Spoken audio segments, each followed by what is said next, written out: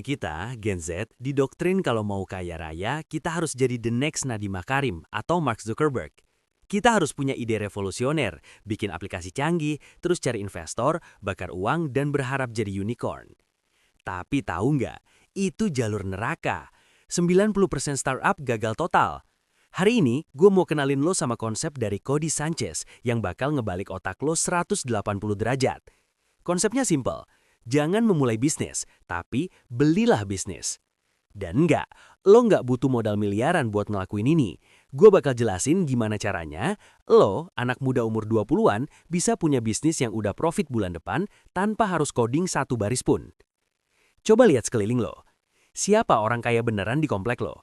Biasanya bukan anak tech yang kerja di SCBD, tapi om-om yang punya toko bangunan, tante yang punya 5 cabang laundry kiloan, atau bapak yang punya jasa sedot WC.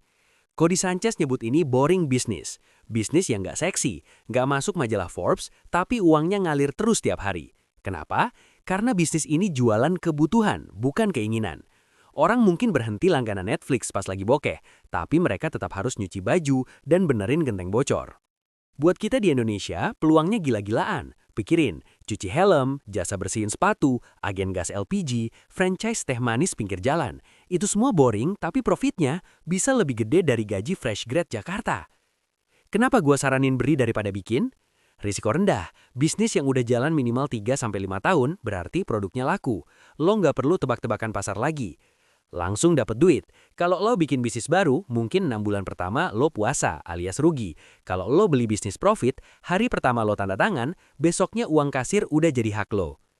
Masalahnya, Gen Z sering gengsi. Kita maunya bisnis yang Instagramable. Padahal, boring bisnis itulah yang biayain gaya hidup Instagramable lo nanti. Oke, pertanyaannya, Bang, gue kan Gen Z, duit pas-pasan, mana bisa beli bisnis? Disinilah magicnya, namanya seller financing. Bayangin, ada Pak Budi, umur 60 tahun, punya usaha fotokopi rame dekat kampus. Dia capek, pengen pensiun. Anak-anaknya udah kerja kantoran semua dan nggak mau nerusin. Pak Budi mau jual usahanya 100 juta. Lo dateng ke Pak Budi dan bilang, Pak, saya mau beli usaha Bapak. Saya kasih DP 20 juta sekarang, hasil nabung lo. Sisanya yang 80 juta, saya bayar nyicil 3 juta per bulan selama 3 tahun dari keuntungan toko ini. Kenapa Pak Budi mau? Dia dapat uang pensiun rutin tiap bulan. Bisnisnya nggak tutup, karyawannya yang mungkin udah lama ikut dia nggak di PHK. Dia percaya sama lo yang punya energi muda buat ngembangin usahanya, misal nambahin jasa print online atau delivery. Jadi, lo beli bisnis itu pakai uang bisnis itu sendiri. Mind blowing kan? Terus mulainya gimana? Observasi, jalan-jalan keliling lingkungan lo, cari ruko atau usaha yang pemiliknya kelihatan udah sepuh dan capek. Ngobrol, jadilah pelanggan, ajak ngobrol. Tanyain, Pak, Bu, nggak ada rencana pensiun? Anaknya mau nerusin nggak? Cari di online, cek marketplace jual beli bisnis atau grup Facebook lokal UMKM.